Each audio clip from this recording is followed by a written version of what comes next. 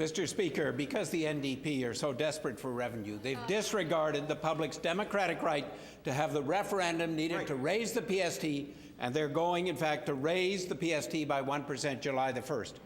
I've asked the Premier repeatedly to provide a list of the urgent infrastructure projects that he's allocated money for in the budget this year, but he's refused.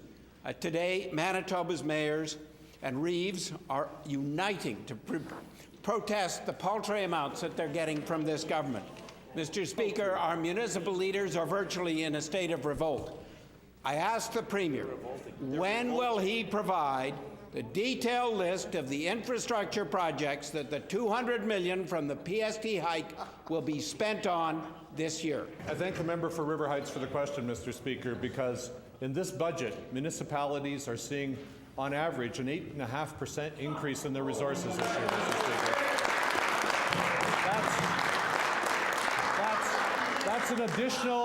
That's an additional $30 million.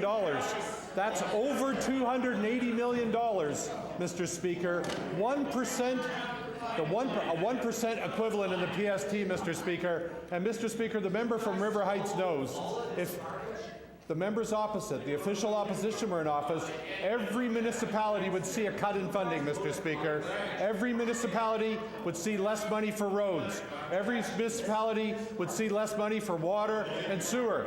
Every municipality would see less money for recreation. Every municipality would see less money for operating expenditure. Order, please. The First Minister's time has expired. Mr. Speaker, the budget book, the government's own budget book, estimates of expenditure and revenue, lists on one side the new revenue from the PST and lists on the other side of the legislature the real planned government infrastructure expenses.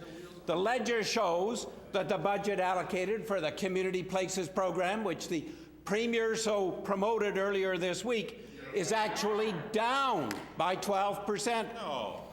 And the allocation for the capital grants program through agriculture and food initiatives, the capital grants, is down by $5 million or 30%.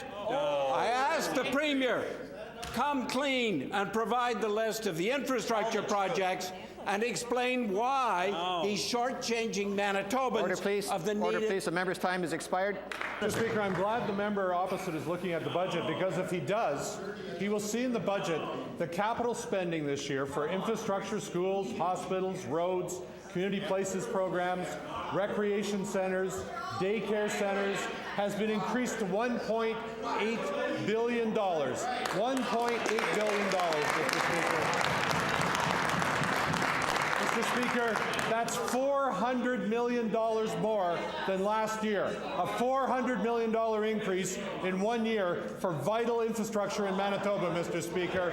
Everybody will benefit by that, Mr. Speaker. Again, Mr. Speaker, when one looks at the estimates of expenditure and revenue, we see that the money allocated to infrastructure by conservation and water stewardship is down by almost $10 million, or 38%.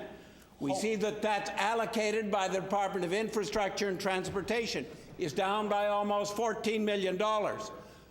Actually, if you look at the expenditures, they're not quite matching those 1.8 million number.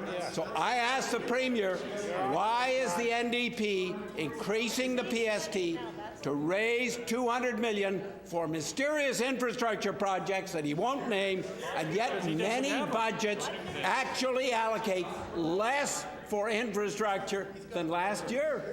Mr. Speaker, surely the member from River Heights understands that when a project is completed, the resources for that can be reduced so they can be put on other priorities, like roads, like schools, like hospitals, like infrastructure of water and sewer, like daycare center, like new community clubs and recreation facilities all around Manitoba. There's a $400 million increase in this budget for capital spending on infrastructure, which will benefit all Manitobans, which will generate jobs, Mr. Speaker, for Manitobans, generate apprenticeship opportunities for Manitobans, which will grow the economy here in Manitoba, Mr. Speaker. And I haven't even got to the place yet where we're increasing the support for hydro growth in Manitoba, Mr. Speaker.